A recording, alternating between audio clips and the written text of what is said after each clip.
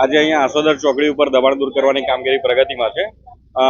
આસોદર ચોકડીની આસપાસ અમારા આણંદ નાવલી ઉમેટા રોડ પર અને વાસદ બગોદરાવાળા હાઈવે ઉપર કુલ અમારા રસ્તા ઉપર 111 દબાણ હતા અને જીએસઆરડીસીના વાસદ બગોદરા ઉપર 85 એમ કરીને અંદાજે 200 જેટલા દબાણ દૂર કરવાની કાર્યવાહી હાથ ધરવામાં આવી રહી છે.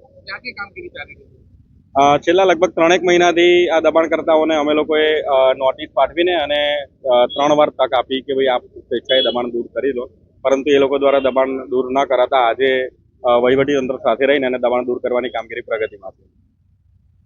મારું નામ નૈસર્ગ દીક્ષિત છે. હું માર્ગ અને મકાન વિભાગ આણંદમાં મદદનીશ ઇજનેર તરીકે કામગીરી કરું છું. આ આસોદર ચોકડીમાં આપણા રોડ ખાતાની જગ્યામાં લગભગ આશરે 100ની ઉપર દબાણો હતા, જેને આપણે નોટિસ પાઠવી હતી. એમને અગાઉ 3 વખત નોટિસ આપીને આજે દબાણની કામગીરી હાથ ધરવામાં આવે છે. દબાણ દૂર કરવા 100 ઉપર દબાણો છે. 100 ઉપર આશરે દબાણો છે. લગભગ 111 જેટલા દબાણો ને નોટિસ આપી છે આપણે, ને એ પ્રમાણે આપણે દબાણની કામગીરી લગભગ સવારે 8:30 વાગ્યાથી ચાલુ છે કન્ટિન્યુઅસ. અને આસોદર ચોકડીથી આ આકલાવ બાજુની કામગીરી અત્યારે ચાલુ છે.